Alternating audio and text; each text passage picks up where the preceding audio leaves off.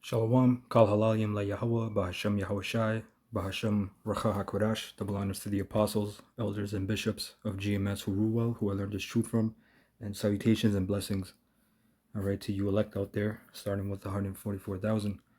And I was watching this video by the brother in Montreal, Kayana Pash, GMS Contrition is Key Ga. The title of the video is Some Men Are Obsessed with Rank. And it was a good video. I concur with everything the brother said, and you have this spirit within GMS, and the brothers that have seen these different things, that have been in the truth from 2007, 8, 9, and you've seen these progressions of degenerates. That's the best way I could put it, because if you come into this truth and you just want fame, or you want to stroke your ego, or stroke your spirit, or whatever the case is, right? Because when you come into this into GMS, you're not getting any money. The guys that get money, the scammers that come up and about and ask brothers on the low about, yo, can I borrow this? Can I have that? That's a different case. But you guys that want to get rank because of you think that you're gonna get some bonus, some welcome bonus, or you're gonna get some money, or you can control the treasury, or whatever is in your mind. You guys are in a degenerate, perverse spirit, and you're unpure. So I'm gonna get this scripture because I just wanted to add on quickly, because everything the brother said was on point, man. It's not about rank, even though a lot of this truth has to do with rank for order's sake, right? There is always rank, there is always order from the time of Moses, from before Moses. There was always rank, there was always a higher echelon, if you will, a hierarchy. It was never really a one-man show. All right, so this is First Maccabees 5:55. It says, now what time as Judas and Jonathan were in the land of Galaad, and Simon his brother in Galilee before Ptolemais. Now this is to do with war, right? But we know in this truth we're in a spiritual war. The weapons of our warfare are not carnal, right? As Paul said. So we're in a spiritual war. It says, verse 56, Joseph the son of Zacharias and Azarias, captains of the garrisons, heard of the valiant acts and warlike deeds which they had done. Wherefore they said, let us also get us a name and go fight against the heathen that are round about us. So they want name, they want fame, right? And fame, the word fame, that's where you get the word famish, which is hunger, right? That's why these people in the industry, in the entertainment industry, in the music industry, right, whether it be actors, talk show hosts, whatever, social media influencer, you guys literally sell out. You sell your soul. You guys get that backdoor deal, man. All right. It says, verse 58. So when they had given charge unto the garrison that was with them, they went toward Genea. Then came Gorgias and his men out of the city to fight against them. And so it was that Joseph and Azarias were put to flight and pursued unto the borders of Judea.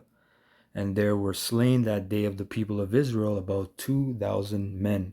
Thus was there a great overthrow among the children of Israel, because they were not obedient unto Judas and his brethren, but thought to do some valiant act.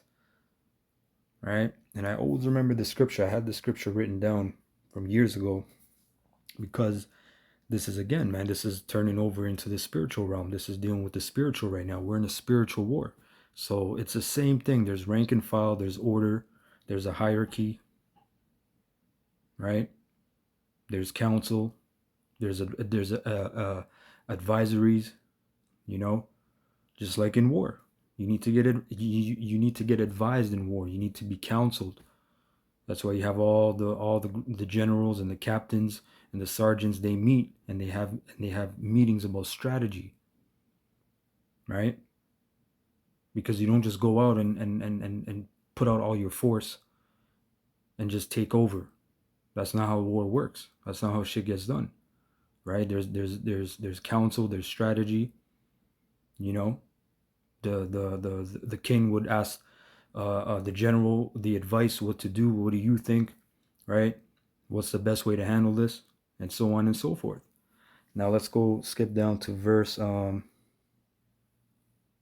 67.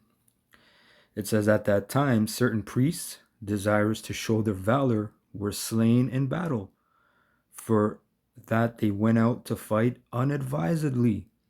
So Judas turned to Azotus in the land of the Philistines, and when he had pulled down their altars and burned their carved images with fire, and spoiled their cities, he returned into the land of Judea. And these men died because they fought unadvisedly.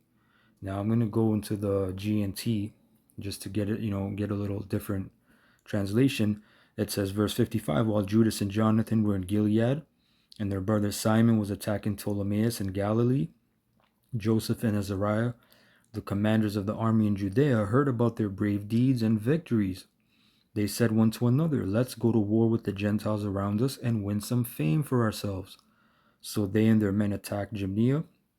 Gorgias and his men went out of the town to meet them in battle. They defeated Joseph and Azariah and pursued them as far as the border of Judea. At least 2,000 Israelite men were killed that day. This great defeat came about because the Israelite, commanders wanted to be heroes and refused to obey Judas and his brothers, right? 67. That day, a number of priests were killed in battle because they wanted to be heroes and foolishly went out to fight. See? So this all translates to the spiritual, to this ministry. To be second in command, that's a burden, man. To be the head of a camp, that's a very big burden. Personally, I never wanted that burden. I was fine being second. I was fine because the camp we started with 4 brothers. And the Spirit had it where I became second, and I said, no, Daniela, he has to be first. And I'm very glad that choice was made, right? And then we had a situation with him where he pretty much, he fell out, and we had to do a transition, and he thought it was unfair, and we had a whole thing about that. But that's what the Spirit wanted, for brothers that know what it's like to be first, second, third among the heads of a camp. That's very stressful, man. All you get is problems. You need to counsel, and it's not like we're moping about it. We love this thing, we love this ministry, but you get a lot of bullshit thrown at you. Brothers feeling ways and just all kinds of things. Brother, I had this dream, what does this mean? And and that's part of this ministry. But don't think like, yeah, these guys, they're the heads, they're the elders. Like when you look at Apostle Tahar and Apostle Gabar, people look at them like celebrities, like they got money or whatever they're thinking in their mind, right? Those men deal with a lot of things, man, but mainly they make it their point to deal with this ministry. That's the forefront of this thing, is the focus of this ministry. Going on the highways, making your spiritual epistles, your videos, right? Counseling brothers, helping brothers, being a part of the body, and utilizing your gifts, man. Optimizing what the Lord gave you, right? Because he all gave us something, but some men, they're not really satisfied with what they're given. Anyway, I just wanted to add on to those 2 precepts. Again, watch that video. It's a good video. And this thing is these things happen, and pretty much it's an ever continuous sifting. So anyway, Kal Halal Yom La Yahweh, Ba'Hashem Yahushai, Ba'Hashem Racha HaKodash. Shalom to the elect, Kwam Yasharallah.